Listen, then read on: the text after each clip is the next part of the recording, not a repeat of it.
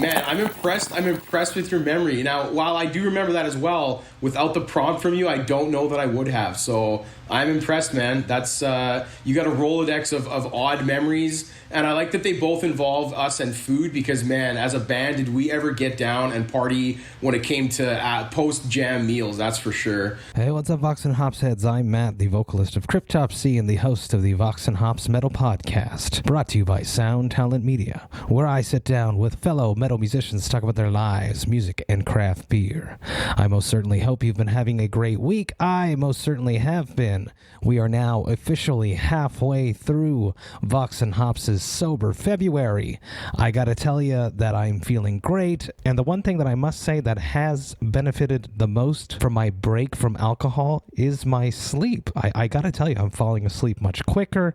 I'm sleeping better. So this is something that is interesting, something that I'm hoping I can continue doing, sleeping a little better, because one of my goals for 2021 was to take a little better care of myself and get more sleep. So I'm super stoked about that.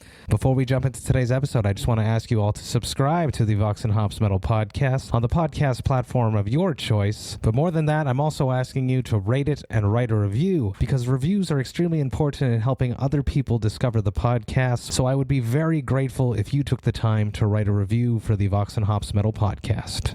I also would like to formally invite you to join the party. Join the Vox and Hops Metal Podcast newsletter, which I have just launched. You could sign up to that on my website, which is voxandhops.com. That is VOXANDHOPS.com. And when you do that, you shall receive one email a week containing all of the details of everything that has happened in the world of the Vox and Hops Metal Podcast during the past week, including all the details for all of the episodes which I've dropped during that week, if I have been a guest on someone else's podcast, as well as the links for any upcoming live interview Thirsty Thursday virtual hangs, and of course the updated links to the Brutal Awakenings playlist, which is curated by my man Jerry Monk, the metal architect himself. So don't miss the party. Sign up to the Vox and Hops Metal Podcast newsletter, because I don't want you to miss out. On today's episode, I'm with someone very special, someone that I've known for just about 20 years. We go into detail about how we met throughout this episode. I'm very stoked to be with Bourbouhakis of Heartbeat Hot Sauce. Get ready, everyone. This is Vox and Hops episode number 232.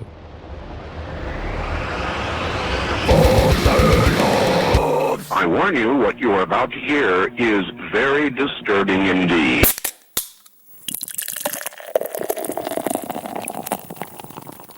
Hey, what's up, everyone? Today I'm with Bourbouhakis of Heartbeat Hot Sauce Company. How are you doing, Al? For everyone watching, listening, me and Al have known each other for 20 years, which is just mind-blowing to me that we've known each other for this long. So let's just start with a simple, how are you doing, Al? I'm good, brother. How are you doing? I'm good. I would like to take everyone back to the day that we met. I don't know if you remember this as vividly as I do, but I most certainly locked do. in. It's locked in, man. It'll never go. So me and Al, we grew up in the Montreal metal scene. I started in 3 Mile Scream, which is my band before Cryptopsy, in 2002. And during the summer of that year, we met in the West Island of Montreal at a McDonald's, of all places. So we pull up, the 3 Mile Scream gang, and we see these metalheads hanging outside of McDonald's. So of course we had to go talk to them, which is where we met. And you were hanging out with who, Al? I was with none other than the Big James himself, and we were with the Inve crew at that time. That was the band at the time, and man, it was that was a meeting for the books. That's for sure. I mean, I don't know why, other than the fact that it was just hilarious in every way possible. But I have such vivid memories of that night sitting around at McDonald's, just shooting the shit. None of us barely knew each other whatsoever, but we hit it off, man. That's for sure. And then from that moment on, we started spending a lot of time together for a few years there. So there was some magic that happened over those cheeseburgers that night. And then I was the guy that would finish everyone's trays. No matter what was left, I would eat it all.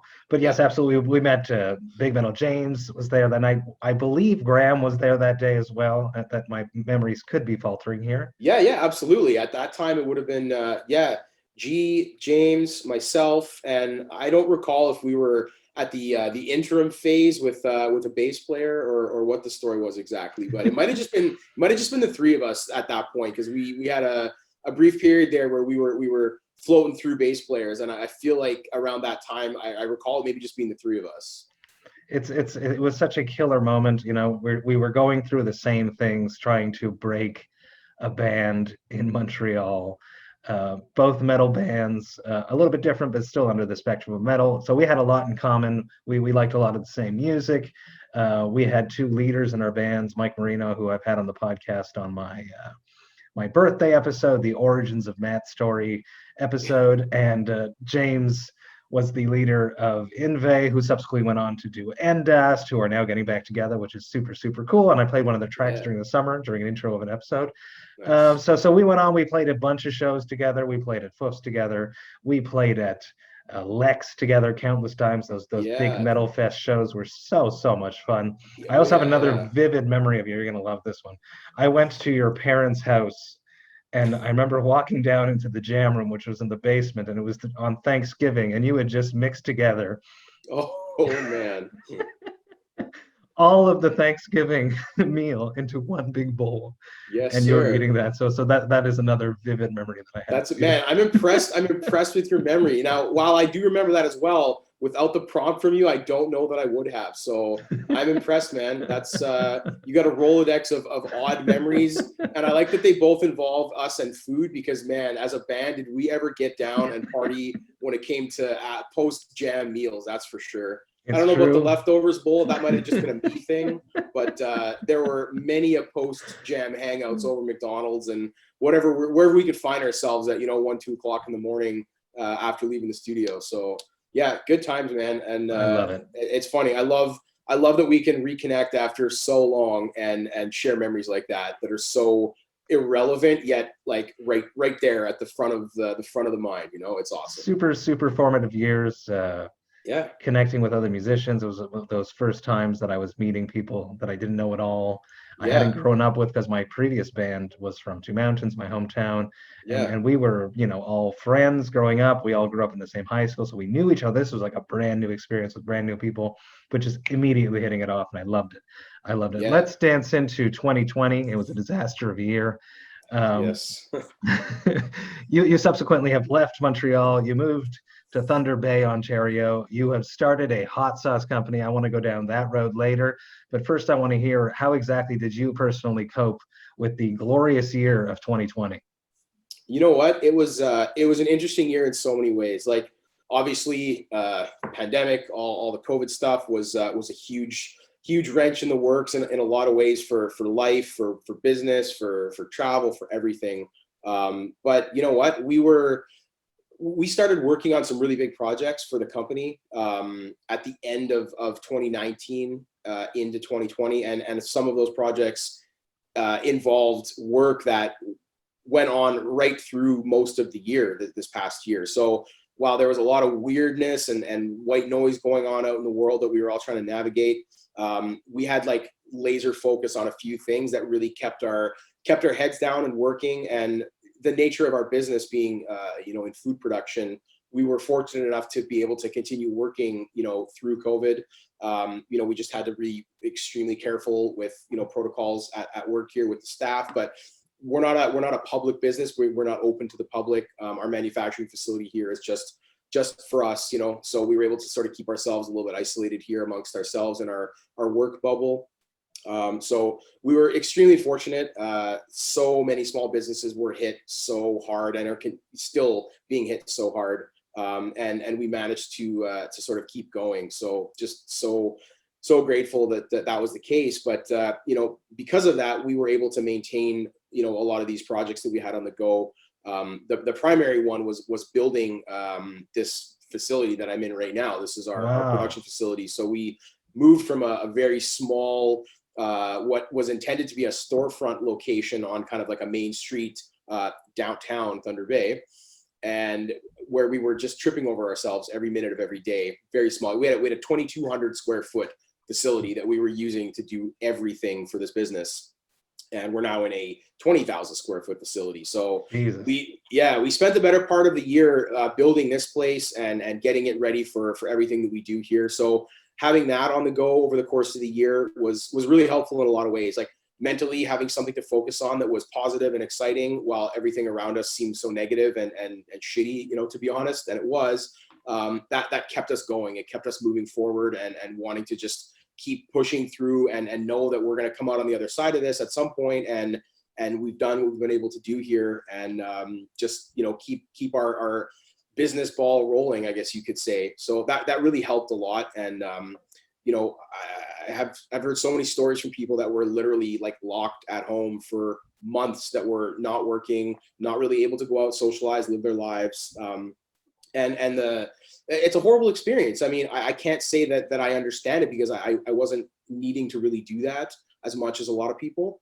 But I watched it happening to friends and family and people that I'm close to, and it's awful. And I'm so thankful that this business was able to sort of keep us focused on work, and like building this place was such a fun, amazing experience that it brought some positive to the year, and that really was the main focus of the year for myself and for our team. So I have to say, honestly, while it was a horrible year in general, at the same time, it was a great year for us in some ways. Like I'm trying to focus on the positives that did exist this year. And there were lots. They just unfortunately took a backseat to how much negativity was out there in the world. And I get it, it's for good reason, but I really try and maintain positive mindset as much as possible. And yep, it's all going on. There's nothing we can do about it, but let's look at what we can do and what is happening that's good. So that was kind of the mentality I tried to, carry through the course of the year. And, we're here, we are just on the other side of it. I don't really know how much better the world is today than it was, a couple of weeks ago. But hey, we're into a new year. People seem to think that the change of the numbers is going to bring about some positive change. So like, hey, let's roll with it, whether it's happening or not. Let's hope that better things are on the horizon when it comes to that stuff.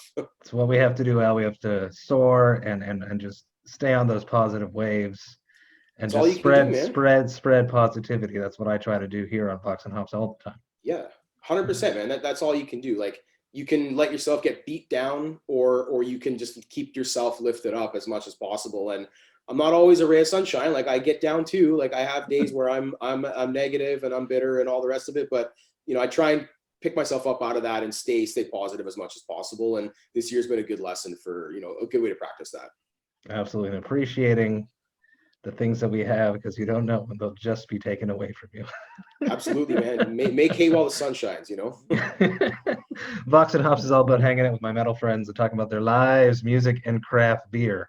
What beer did you have on your side that we're going to share together virtually? I'm going to try the Hill Street Beverage Company lager. This is a new one for me. Nice. And that is a non-alcoholic brew, right? It is. This is a non-alcoholic beer. Apparently, it is the most awarded alcohol-free beer. Sorry, not the most alcohol-free beer. The most awarded alcohol-free beer company in the world. It's negative beer. It's negative beer. That's right. Yeah. I'll be the judge, I guess.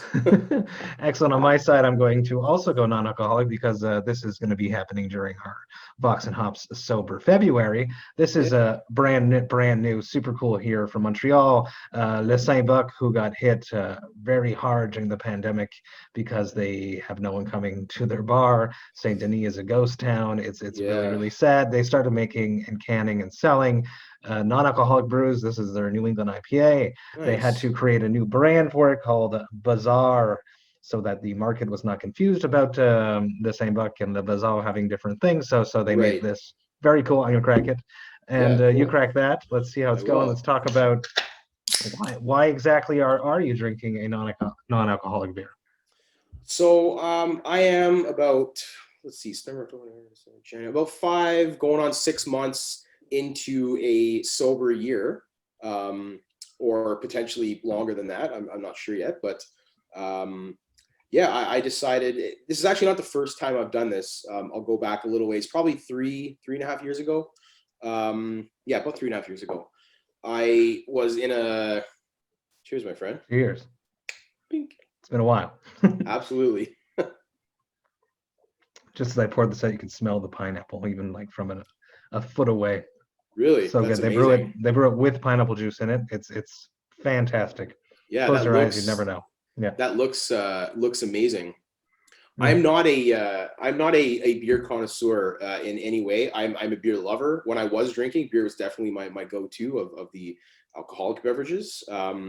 But I'm fascinated by it in a lot of ways, and I think there's some amazing things happening in the sort of the beer industry. So if at some point I decide to reintroduce beer to my life, I'm excited to take some recommendations from you on some. I see you drinking some wild beers, man. So I would love to try some. The Yeah, scene is vibrant. I love it. Back to yeah, why you're not drinking. What made that yeah. decision to stop and to take a break? Well, so okay, about 3.5 years ago, I was transitioning from one career to the next. So I had been many years in the restaurant industry cooking. At the time, I was working for my now wife's restaurant as the sous chef there. Right.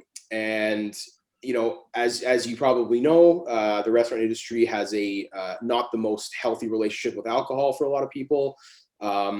I was definitely not an alcoholic. I wouldn't say alcohol was a problem in my life, but I definitely had an unhealthy relationship with it, and that it took up too much space in my life and affected too many things in my life, not in a positive way. So I decided to just take a break, and after one very sloppy drunken night, decided, you know what, tomorrow's the day to start, because I don't need another night like this. You had it. You had the idea percolating before you made the Yeah, decision. it was rolling around in my head. I realized, like, I'm making some big life changes. I was moving away from one career and taking on the hot sauce company full time at that point.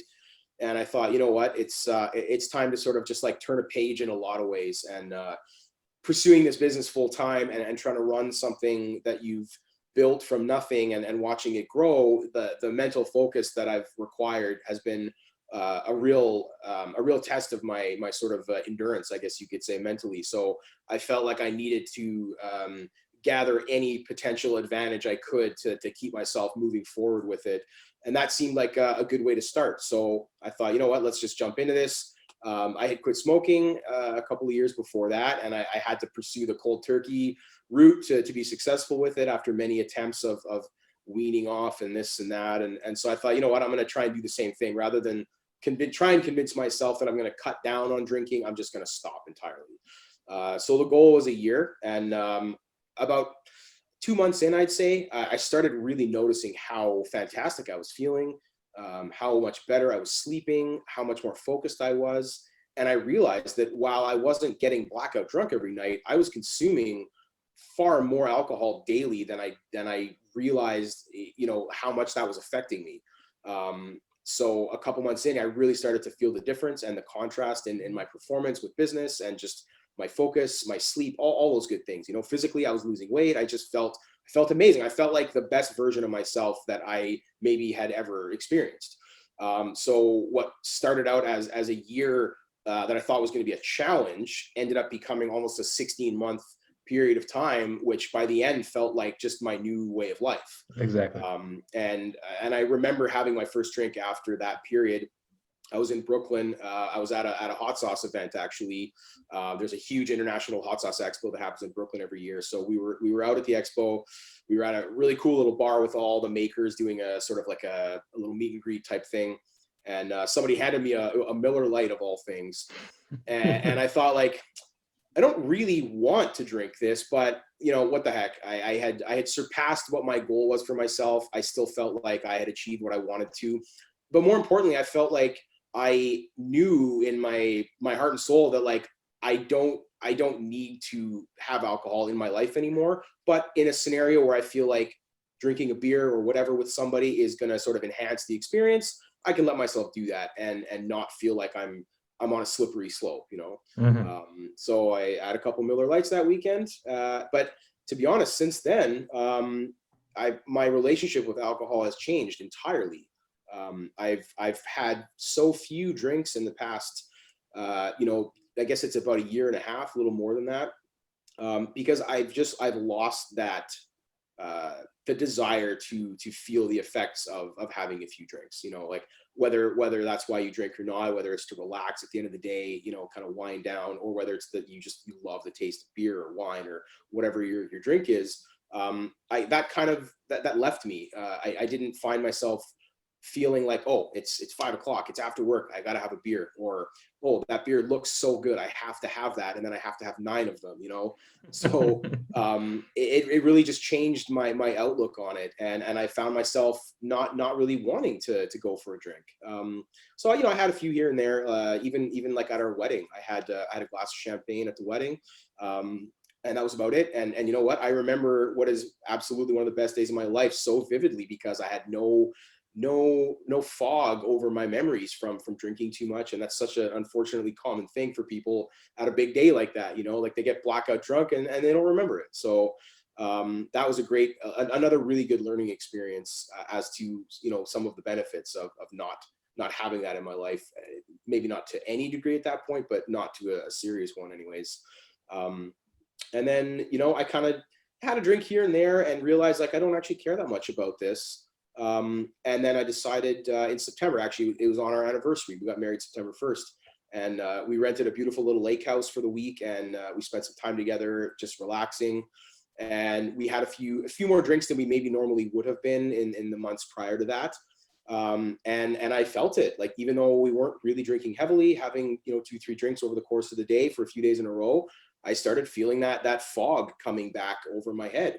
And I thought, you know what, I have too much going on in my life right now that's amazing to have 1 minute of it be dampened in any way by brain fog or just something that isn't good for me mentally and physically. So I decided to just turn it off again. And here we are now, I'm a few months in, and feeling fantastic. Got through the holiday season, and at no point was I so tempted to have a drink that I gave up on my goals. So I'm gonna soar past a year again, and I hope to feel even better than I did the first time. That is amazing. I love it. I love it. I love it. And I love that your priority is making things happen, being there in the moment, being sharp. It's great. I love your focus. It's been working, because Heartbeat Hot Sauce Company is killing it. Let's dance into how this all happened. You were obviously cooking. You guys started making hot sauces in your kitchen, I assume. Yeah. And then it just scaled and scaled and scaled and scaled. So I want to hear the story. I'm sure you've said it a bunch of times, but I'm not sure all my listeners know for real. Yeah, no, for sure. It's funny. I've said a few times recently, like, I have told the story so many times that it's one of those things that almost starts to feel not true anymore. It's like you're telling an actual story, not an experience, but it's as real as it gets, man. It's as real as it gets. So yeah, no, you kind of nailed the beginning of it. Was working at the restaurant. We had a local farmer that was growing peppers for the restaurant, and at the end of the pepper growing season, he had mostly super hot peppers left that restaurants weren't really buying, and there wasn't a huge demand for from the public here. So he made what was his last delivery for the season, and kind of unloaded all these hot peppers on us, and was like, here, you guys have these, play around with them. So my wife Nancy, who's also my partner in Heartbeat, she and I, at that time, we had already sort of taken an interest in hot sauce just as consumers. We love making super spicy Caesars, and we enjoyed hot sauce a lot. We both had ties to it going back to childhood, memories of hot sauce growing up and whatnot. And we kind of were bonding over that a little bit, realizing that we both had a real love for it. So this opportunity came along to start making some. We had all these peppers, and two things happened. We had so many peppers that not only did we have to start learning how to make hot sauce with them, but we actually had to teach ourselves to ferment them, because we had far more than we were going to consume. So we fermented them as a means to preserve them, to be able to experiment with them. And that fermentation process that we learned has become a huge part of this company and our products. All of the sauces have a fermented component to them. So we did that, got them fermenting, and for months we just tinkered and made hot sauce at home after work. And we landed on, we found that the red habanero was our favorite pepper and had the best flavor to sauce that we for our taste anyways. So we cooked a few small little home pot batches, but it was far more than we were going to consume ourselves. So we'd bring it to the restaurant the next day in jars and just give it away to staff and friends and regular customers and stuff like that. And that was, sometime in the fall. And then as Christmas approached, we had people saying like, hey, I really like that hot sauce you gave me. Can I buy a couple jars to give my friends for Christmas and whatnot? So we thought like, hey, this is cool. If we could swing a few jars of hot sauce on the side and make a couple $100 a week, doing hot sauce, like that's awesome. That'd be great. It's fun. And what's wrong with a few extra bucks in your pocket, So we started taking kind of pre-orders from people and cooking sauce at home and bring them in the next day and, sell them or whatever. And at that point, that's all it was a little side hustle that was like, so more casual is too formal, you know what I mean? Like it was nothing. It was a fun little hobby. And then the word kind of just spread through the community that this was happening. And I think because we were at the restaurant, there was while it wasn't really associated with the restaurant, it was very much a personal project. The name of the restaurant being tied to it in any way, even just through us as people, maybe lent it a bit of credibility before it really deserved any. And kind of word spread through the community. We had some local stores reaching out saying like, hey, I heard, you're making hot sauce, was it something that you can sell? And CBC somehow, believe it or not, out of nowhere got wind of it and wanted to do a little article about this new startup, which at that time wasn't even really a company. So a passion project. Yeah, kind of. And things escalated way faster than we thought. And the real turning point, though, was Nancy had secretly arranged a meeting with a branding agency in town here. And she had thought up the name Heartbeat and approached this branding agency and set up a meeting as a surprise for me, kind of like, hey, surprise, we're going to turn our cute little project into like a slightly cuter, slightly bigger project, but still very much just a little side thing, But what happened is we sat down with these people and we discussed branding and a concept for the identity of the business. And as soon as we started seeing the visual components of the branding come together with the name, immediately it took on this sort of personality of its own. And that is what motivated us to pursue it as a business. And even at that time, the idea was like, oh, maybe we'll sell some sauce at the farmer's market on Saturdays here in town, and that'll be our little business, And then the ball just kept rolling, and the demand just kept kind of coming in bit by bit. And then honestly, from there, it's like a big blur in a way. It grew so organically, but so quickly that it still trips us up. Like literally earlier today when I left work, a couple hours ago, as I was walking through the warehouse, I looked around and I was like, what is this place? Like, what are we doing here? How did this happen? So that's just kind of how that process went, was boggling to our minds, the whole way that the people were that excited about what we were doing.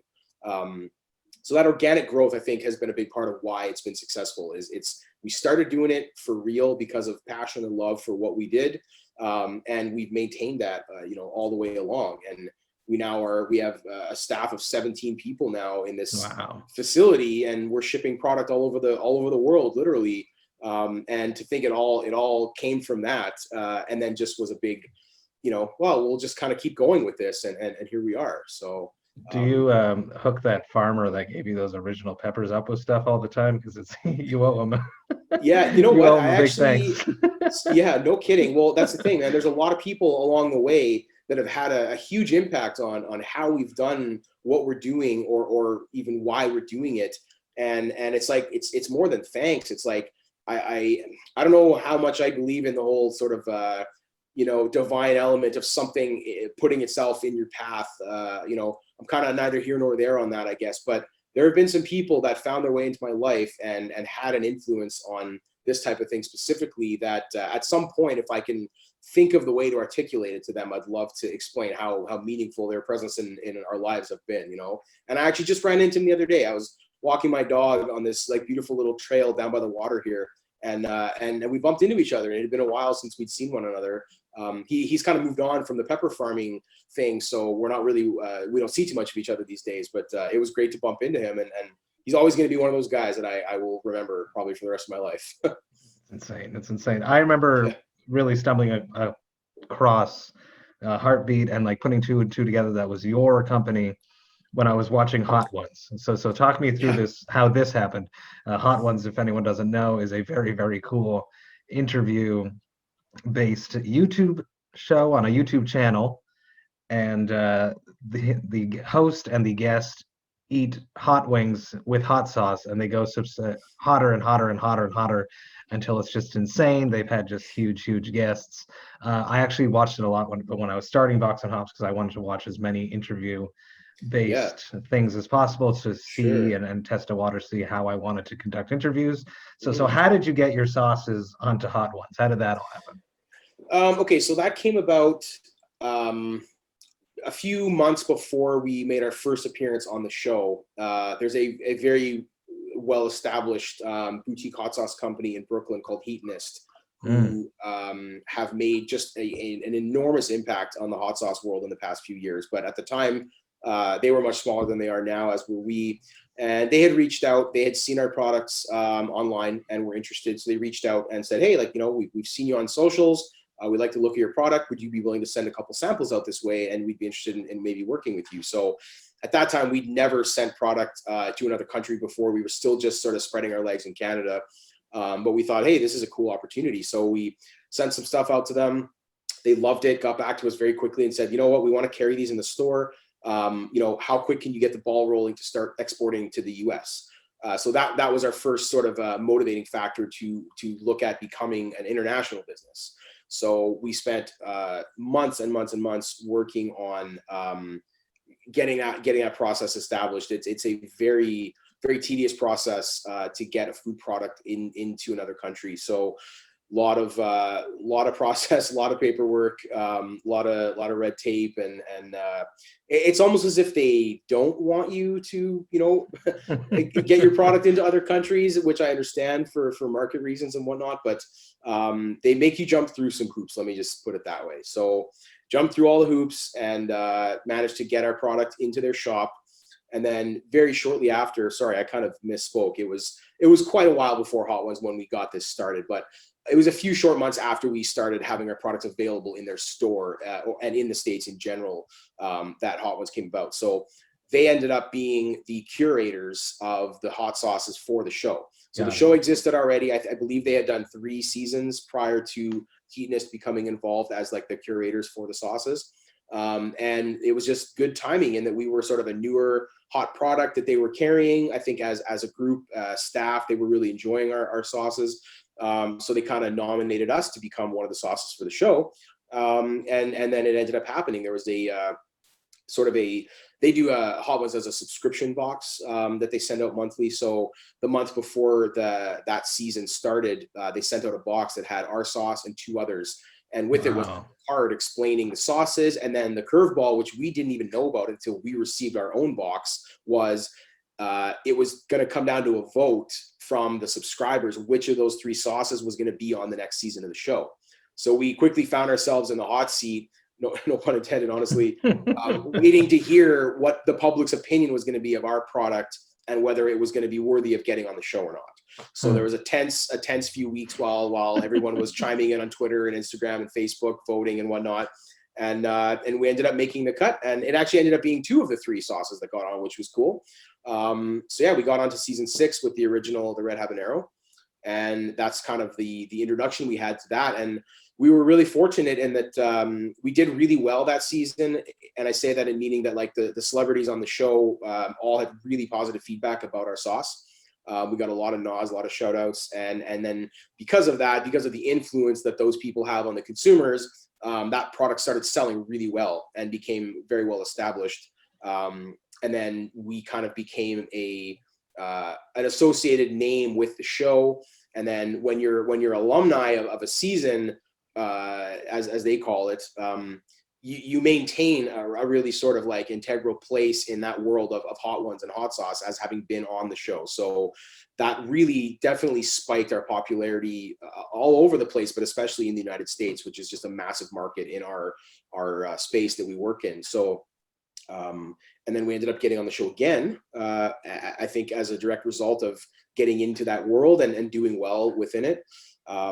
So then we were on season 10 with the pineapple habanero, Yes. Which was, you know, the getting on once was crazy. And yeah, there you go, my man. Love it. Getting on that show once was a trip. And then to find out that we were going to get on again was like, we thought, okay, what are the chances of this? This is crazy. And then it happened again. So then we actually just wrapped up season 13 with our new scorpion sauce, which is just recently available. So Hot Ones has become such a huge thing that they now only feature exclusive sauces that are not on the market yet. So Really? Oh, so we that's created, cool. yeah. So we created that sauce, launched it by way of the show, but it was only available through Heatness, through one US-based retailer in the whole world. That's the only place that it was available. So the majority of people, including our fans and customers, hadn't had a chance to even try it until January 1st. It became available, like, worldwide market kind of thing. So it's still a very new product that a lot of people haven't tried. So I'm super pumped to see what the response to it's going to be like. It did well on the show. The guests that did have anything to say about any of the sauces seemed to like it. It was a little hot for a couple of them. They kind of were taken aback by the heat of it. It's definitely our hottest sauce.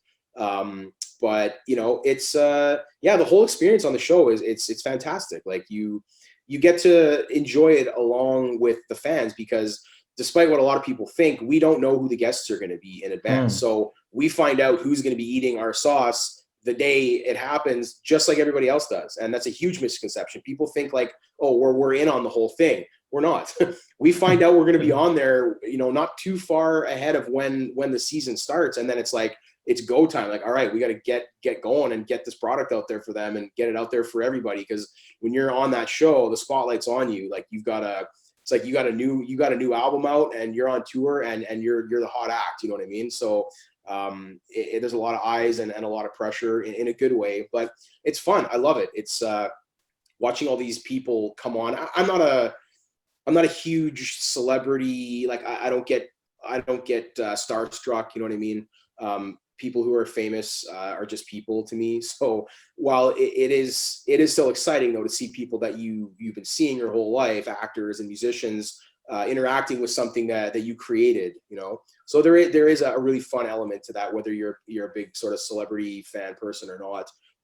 It's a trip. It really is. And the whole team loves it. Like we always make a point of gathering and watching the episode as it airs on Thursdays. It's on at 11 o'clock. So we'll take an early lunch as a group and sit in the office here and put it on the TV and watch it. And it's super fun. I love it. And we've done it 3 times now. I cannot imagine that there will be another opportunity for us because there's a lot of great companies out there that I know deserve a spot. So I'm presuming that we've probably retired from Hot Ones at this point, but who knows? I thought that way after the first time. So if it happens again, I'll do cartwheels all around this building.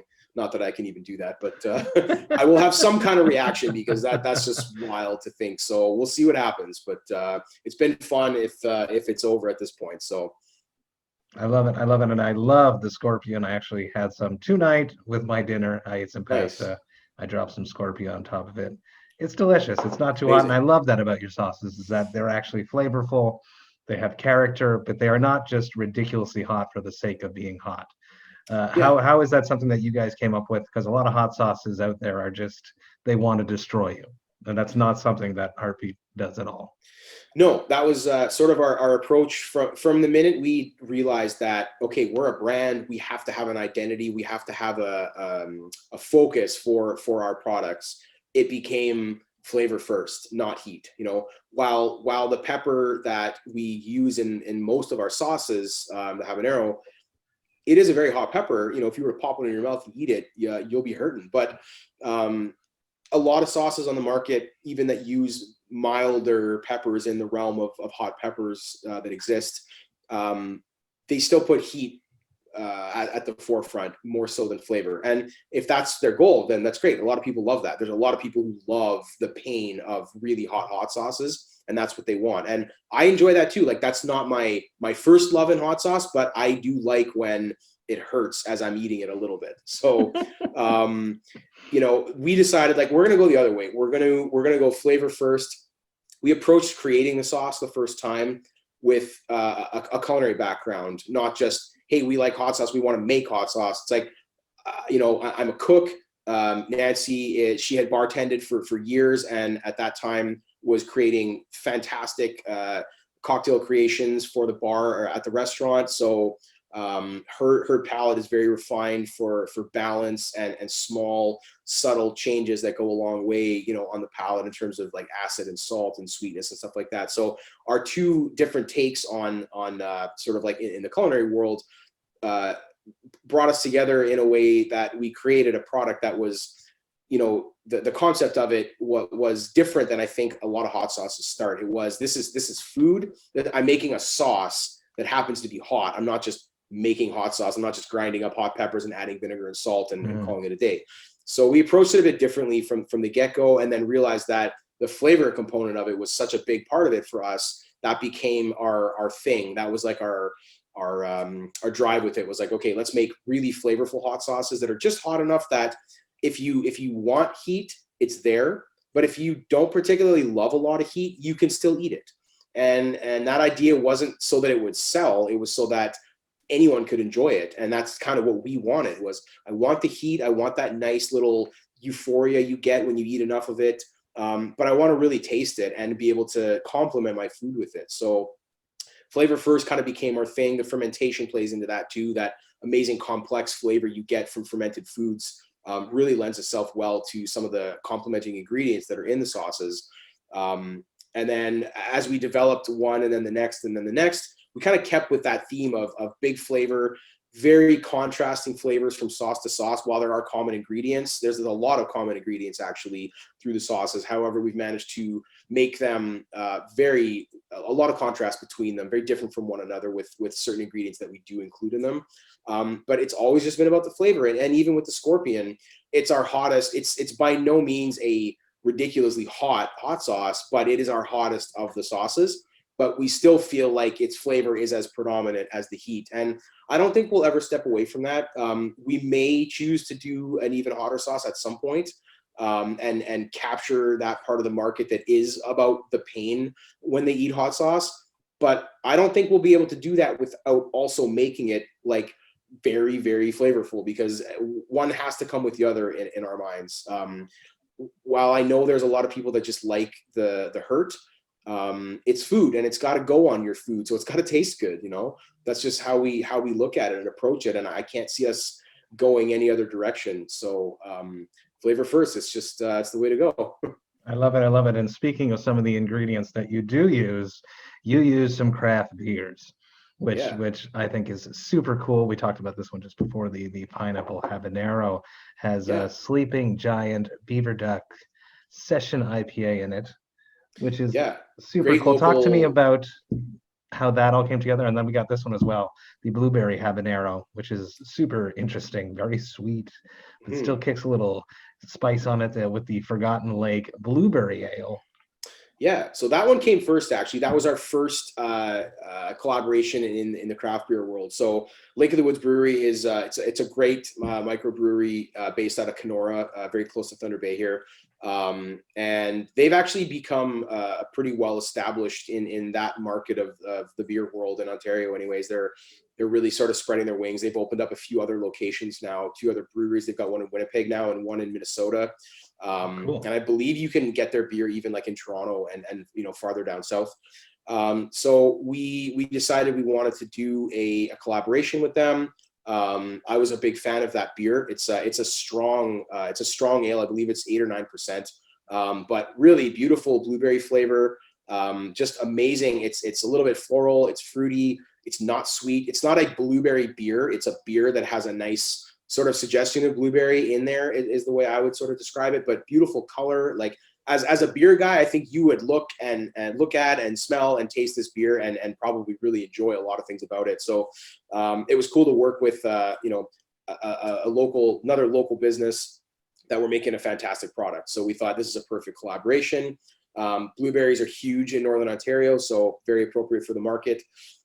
So we worked on that product with that beer in mind. And to be honest, both of those beer collabs there is beer in the sauce, and it is a part of the process of cooking the sauce. However, more so than we hope people taste the beer in the sauce, it's about a pairing. So we feel we develop those sauces in a way that they will highlight and complement the beers that are in them.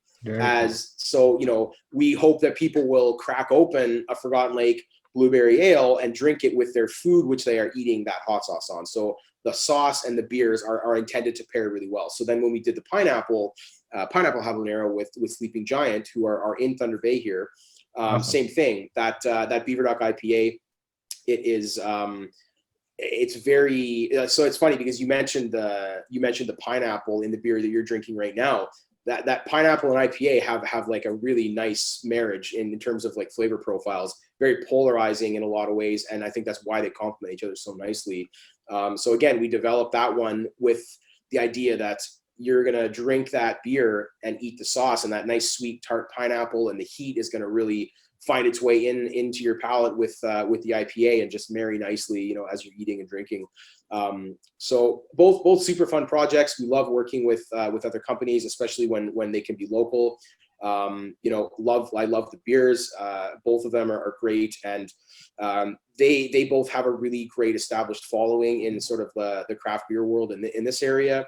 So we kind of it's great sort of cross promotion. I feel like we have probably gained a lot of fans and friends of the company through the craft beer world, who were introduced to us by way of the beer and our connection with it, and vice versa. I'm hoping that some people that were fans of our hot sauces maybe found themselves enjoying those beers that they may not have before, or you know, maybe not as much anyways. So just a cool partnership, and you know, I think I love having a chance to work with other people in other markets, and find a way to, you know, bring them together and share something, which was the outcome of these two products that are super cool and we're very proud of. And they get a lot of attention in the hot sauce world, and I believe they get you know, almost just as much attention in the beer world, maybe, you know, a little bit more regionally, but it's exciting for people that love craft beer to see it used in a product that isn't just beer, you know. And that was the big part of why it was really exciting to you know, to do this with you, because you're, you know, obviously you know, a veteran in the craft beer world now, and you know, the fact that you can get a little bit involved with our company and what we're doing, and there's a little bit of a connection there through those two sauces. I love it. I love it. I love it. Let's dance back into metal. You actually made a sauce for a metal band. I know of one. You may have done more. My buddies, local people, the Agonists, the VOX&HOPS alumni. I also use Yes. alumni. I must have subconsciously stole it from Hot Ones, but It's a good word. Talk to me about that sauce. They had a whole bunch of them, and then sadly COVID hit, and they haven't had a chance to get them out there yet. Yeah, so we've done we did the sauce with the Agonist. So we've actually done 5 technically. We've done 5 band collabs at this point. Cool. Yeah, we've done the Agonist, we did the Cancer Bats, we did cool. Protest the Hero, and then great band out of Calgary called Woodhawk, really great sort of stoner rock band. Actually, the drummer of Woodhawk, Kevin, was in the band with James for quite a while. I'm not sure if they're still active at this moment or not, but great dudes. Yeah, Woodhawk, and then a band from Thunder Bay here called the Honest Heart Collective, great sort of folk rock band. But yeah, with the Agonist, so we didn't actually create the sauce for that product. What we do with these band collabs is we create custom label art based on a new record or the concept for a new tour. I believe all the ones we've done were new record specific. The artwork used on the labels from the bands was either album artwork or, you know, graphics for the tour or whatever. So it's a super fun thing to do, and like I said, we love collaborating and working with people in different markets, and that one is particularly special and meaningful to me because of, you know, my history with music and metal, and especially, you know, with the Agonist guys. Like, we go way back too. Like, you know, every time I see them, Kels and I will bullshit a little bit about, you know, all the shenanigans back in the day and all the rest of it. So, you know, a lot of history there. It's amazing to see, you know, what those guys have done, and yeah, it's just I feel really grateful that I have the connections to the music world that I do, and that we get to partner with great bands, and we've had a lot of fun. You know, like all the bands we've worked with, it's been a blast. You know, no, we didn't develop a product for them, but working with them on the concept of you know, designing the label for the product, and then more so than that, it's like knowing that they're going to be out on the road touring, sharing that sauce with their fans and friends and new people. it's great marketing and advertising for us. We're getting ourselves, immersed into a world that we don't organically reach with marketing, being a food company. But it's a world that is very, very close to my heart, and so many of my good friends, they still live in that world, and as do I, in my heart in a lot of ways. So it's a really fun thing to do. I never thought I would have a chance to professionally get myself associated again in the band world and the band scene. So it's been a really fun way to do that. And when I see pictures popping up online of these bands out on the road, sharing the sauce with people, it's like an edible business card. They get to, we do little 2-ounce sample bottles, and they just toss them out to the crowds and give them out to people. And yeah, it's super fun. And I hope to do more of it. I think when the world is in a place that touring can happen again, unfortunately, the Agonists didn't have a chance to get out there with the product as much as they had hoped to. It was really right. I remember when their tour got canceled. It was like days before they were supposed to leave, and exactly. It was a huge bummer that happened, for them mostly. But I was really excited to go down that road with those guys. So I hope we'll pick it back up and do it whenever touring can resume, and I hope to do it with many other bands, Cryptopsy, and do some more fun collabs, and just I do care so much about music and metal that I love having that connection to it still. It's not something I'm going to be doing very much in terms of playing, but hey, if I can mingle with the good folks in the metal world, or just the music world in general, through Heartbeat, that makes me super happy. You're going exactly where I wanted to go. Do you still play drums, Al? Is there a drum kit in this facility somewhere? Not in this facility, but in my home facility there is. Yeah. Excellent. So you still beat the skins. I love it.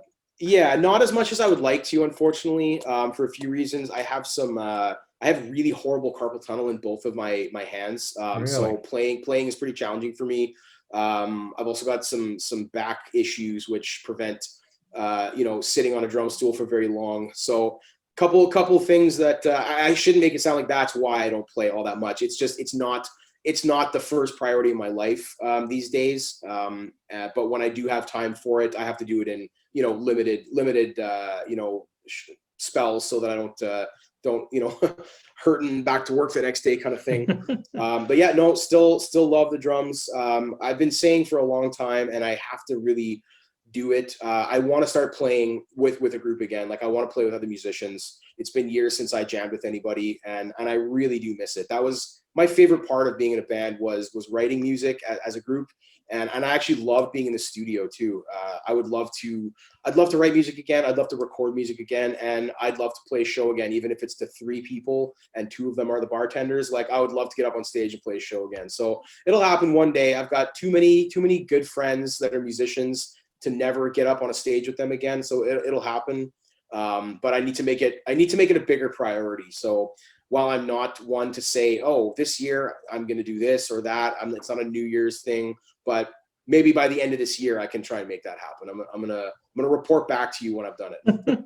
I love it. Is there metal playing at Heartbeat Hot Sauce Company? Do you guys listen to metal? Are you still an avid metal consumer?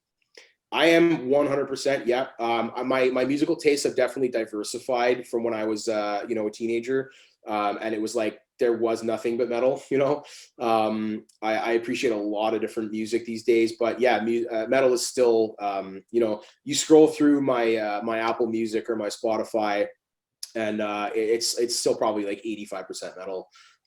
Yeah. So, I mean, I'll be spinning metal here, regularly. I am in an office with several other people, so often it's quietly to myself. In fact, earlier today, I was watching on YouTube the video of you guys at, I believe it was Wacken in 2015.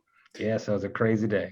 Yeah, I watched a bit of that, and then I stumbled into I think it was Hellfest 2017. Yeah, that was a fun one. Yeah, and so it's a trip for me to watch stuff like that. And like, so going back to when we met, we met and played in bands together. And at that time, I was a huge Cryptopsy fan. And really? In fact, this past weekend, I was going through closets and drawers of old clothes and trying to clear up some space.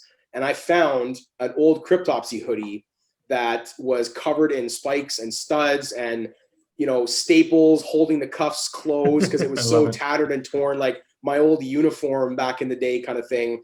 And I've hung on to it all these years. And it's funny, like, I don't know what made me decide to go through my stuff as we approached this interview. But in doing it, I uncovered this relic Cryptopsy hoodie from back in the day. And it just made me laugh that, like, you know, we met, became friends, you know, played in these bands. And then at the time, you know, I'm a huge fan of this band, which, you know, you now, you know, are the leader of. And it's crazy. It's a trip to have watched that all happen. And then to watch those videos of you guys playing these massive festivals. Like, it's super exciting, man. It makes me really happy that you're doing this and absolutely killing it with it. So, but yeah, man, metal is a thing here for sure. We're not all metalheads here by any means, but there's a few of us. I've got a couple guys on the team here that are into some pretty extreme death metal and whatnot. Yeah, it's funny. Once in a while, they'll come walking in an old Emperor long sleeve or a Gorguts shirt or something like that. So it's cool. It makes me smile when I see it, because that's like a different lifetime for me. You know? So to see a bit of that in my world here is yeah, it's awesome. It makes me happy. I love it, and I'm also equally as proud of you. It's crazy what you've built. It's amazing. These sauces are incredible. I love them. I'm so stoked to have you as a sponsor on the podcast. It's absolutely amazing. Likewise, man. I want to say thank you so much. Thank you for taking the time to talk to me about your life, talking about music, talking about hot sauce, talking about beer. I want to massive cheers to Al and Heartbeat Hot Sauce Company. Cheers. Hey, thank you all so much for listening right to the end. You know that I love and appreciate that.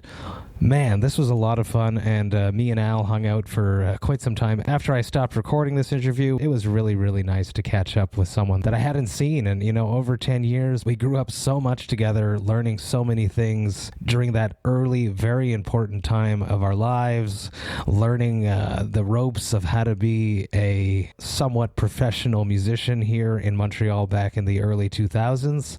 I'm very stoked about everything that he's accomplished with Heartbeat Hot Sauce Company. It is truly amazing. I am just so stoked and humbled and blown away that they are now sponsoring the Vox and Hops Metal Podcast. It is a match made in heaven, because I love hot sauces, and his sauces are the best, honestly. They're super tasty, and this is not an ad right now. This is me talking from my heart, telling you that I really, truly enjoy his sauces, and I enjoy them at just about every meal at home with my family. So do yourself a favor, head on over to heartbeathotSauce.com and pick up some hot sauces. Trust me, this is a decision that you will not regret. If you enjoyed this Vox and Hops episode, you should absolutely go subscribe to it on the podcast platform of your choice. But more than that, I'm asking you to rate it and write a review, because when you do that, it will help more metalheads just like yourself have the opportunity to discover the podcast. Because just like on Amazon, when you're about to buy something, before someone clicks on a podcast episode to see if it's worth their time, what do? They read the reviews. So you could be the person that influences someone to become a new Vox and Hops head. So I would strongly encourage you to do that, and I would be very stoked if you did. Also, don't forget, I'm inviting you to the party. Join the Vox and Hops newsletter. You can do that via my website, voxandhops.com. That is VOXandHOPS.com. And when you do that, I shall send you one email a week containing all of the details of everything that has happened throughout the past week in the world of the Vox and Hops Metal Podcast. And I'm doing that because I do not want you guys to miss out. There's so much great stuff happening, and I want you to be there with me, enjoying it with me. Join the party. Join the Vox and Hops newsletter. The Vox and Hops Metal Podcast is brought to you by Sound Talent Media. I have one more episode coming at you tomorrow, but until then, remember to enjoy life, metal, and craft beer. Cheers, Vox and Hops heads.